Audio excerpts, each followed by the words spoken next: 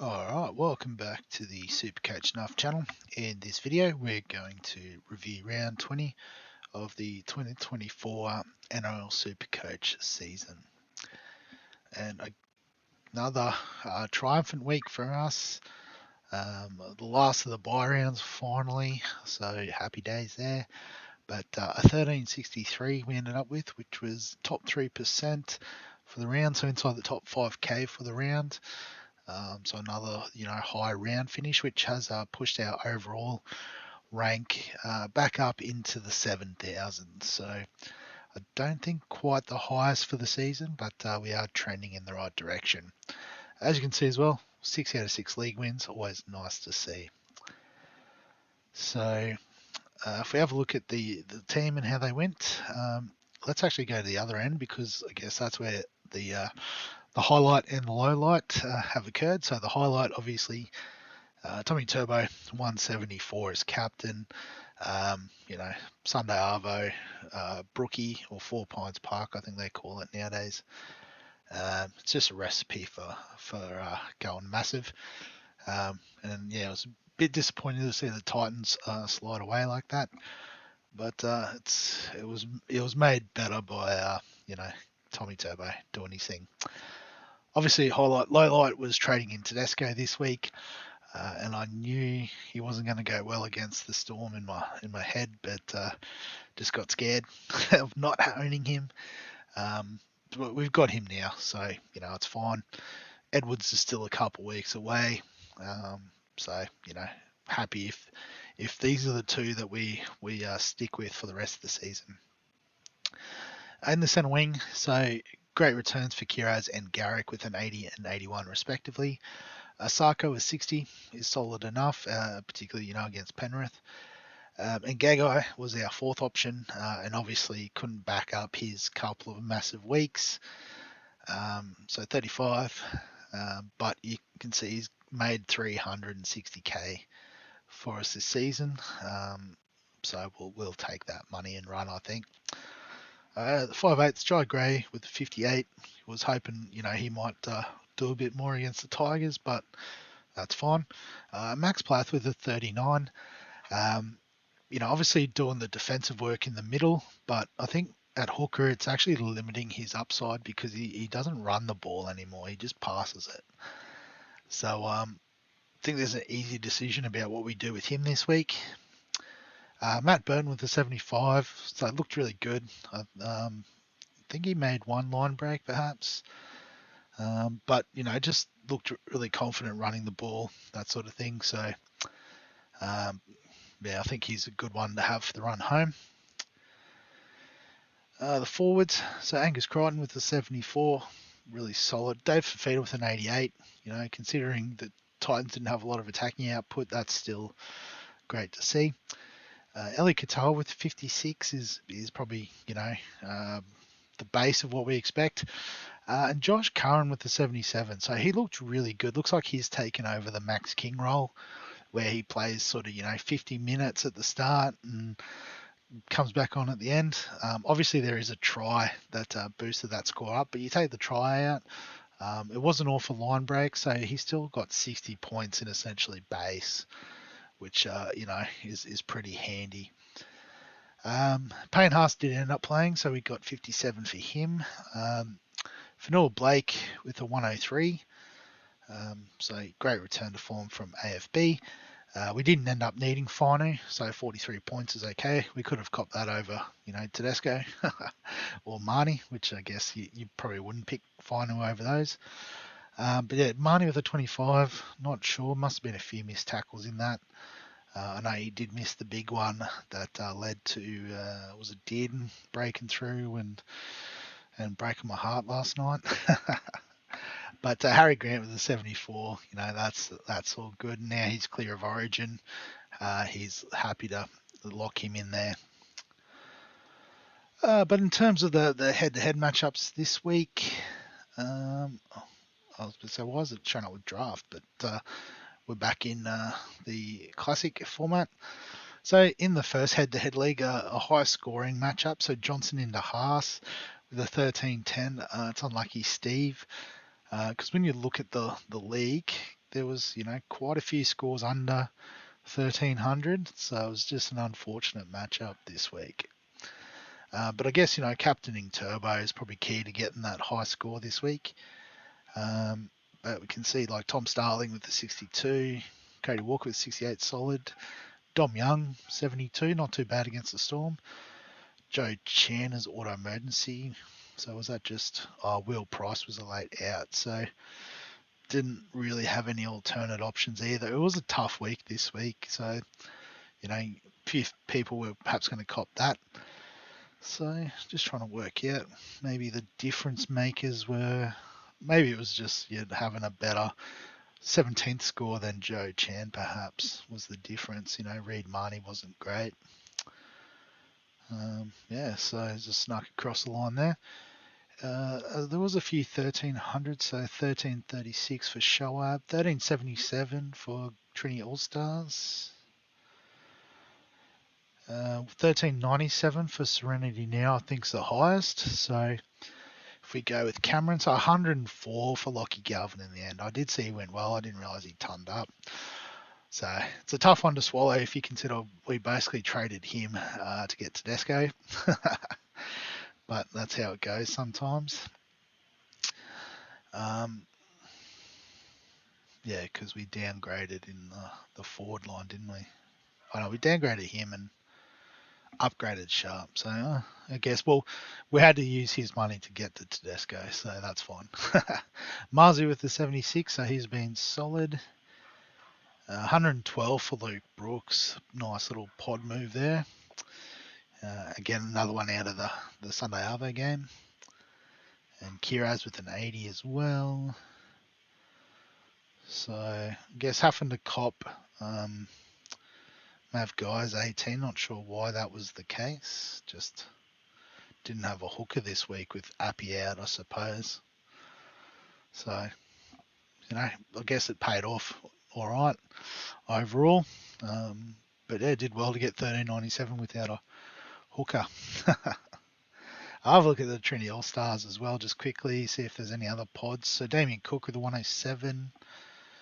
Yep, so I think he was the one I brought into the sports deck, which hopefully I'll get a bit of time to look at tomorrow. But I think it was a bit of a disaster, given I didn't have a lot of players this week.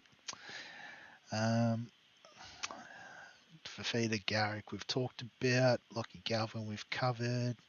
So I think, a lot of the usual suspects there, which is nice. So the second head-to-head, big ads with a 12.46. So he had Damien Cook, Dom Young, AJ with a 74. Captain Tedesco, though, that's a bit harsh. Especially had Tommy Turbo too. So, I mean, you flip the captaincy, and that's, 140 points, and you would have had me. So I've been there. I feel for you. But that was the difference in the end. But I can already see Cliff Guther's son with a 14.21. That's an epic score, Tim. So Fanua Blake, Mitch Barnett with a 97. Very tempting to try and get him into the squad. I think I'm just going to run out of trades, though. But yeah, Captain Tommy Turbo, obviously. Kiraz Garrett, Curran, all solid.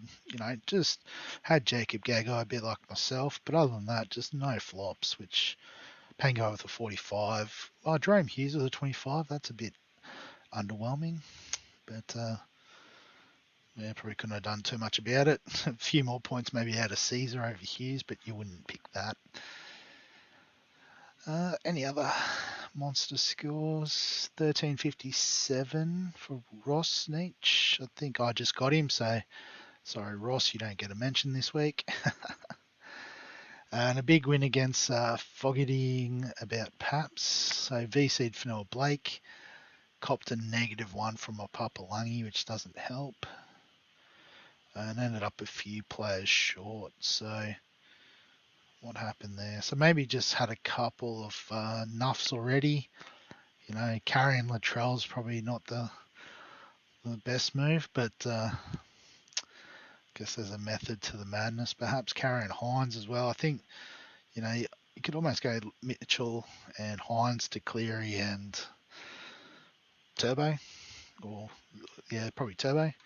And straight away that pumps your score up by 300. Yeah, it would have been a bit closer. So, goodbye. First in the league, 14.30 this week. Absolutely carving up. So, RTS with an 85. It's a nice return. Again, we've seen a lot of these guys already. Hillam Lukey with a 108. Yeah, 2 tries. He was quite good last night, I will admit. So, great pod there. And 112 on the bench for Luke Brooks too. So, left some points on the table there. You flip Hughes to Brooks, and that's another almost 100 points. That's near number one for the round type action. But other than that, there was another 1339 for Shake and Bake. So first and second, crushing it in this league. Well done, lads. So those are the head-to-head leagues. Should probably have a quick look at the overall. So Shapes on top with his 1121. So the Eliminator with a 1409 this week, pushing up a few hundred points behind. This doesn't give us the overalls, which is not ideal. 1430 we've already looked at. 1427 for the Bent Turtles. Great name, by the way. Let's have a quick look. So Cook, Galvin, yep, Captain Turbo. Just a bunch of solid guys in the middle there. Nice one. Let's go another quick look through. 1421, Cliff Guther's son, we've already looked at. Yeah, and after that, a few people might have just waiting for next season. Have a quick look at draft as well. So with Nathan Cleary back, I did okay, but Mrs. Fittler, too good. If we have a look at the matchup, I should have gone through my team, but that's fine. We can do both at the same time. So I do have Barnett in the draft squad, which is nice. Captain Cleary was the right choice. Phil Sammy did okay. Ben Travojevic getting a try helped. And Burton. But I was one short because I ran out of second rowers. What happened there? I don't know. Oh, Adam Elliott didn't play. I don't know what happened there. Cool. And Brandon Burns didn't play either. So stuffed up. But it's all good. But Cook, Galvin, and Walsh's VC. That's tough to beat. So well done there. A couple of big scores though. 1097 being chief among them. So Captain Turbo. Obviously, it was an easy week for you, Shane. Luke Brooks as well. Tommy Talau did good. Josh Curran. Ruben Cotter was good. Had Kinney on the pine as well. So, I mean, could have... guess Luke Brooks could go to 5/8. Oh, Dylan Walker even scored well.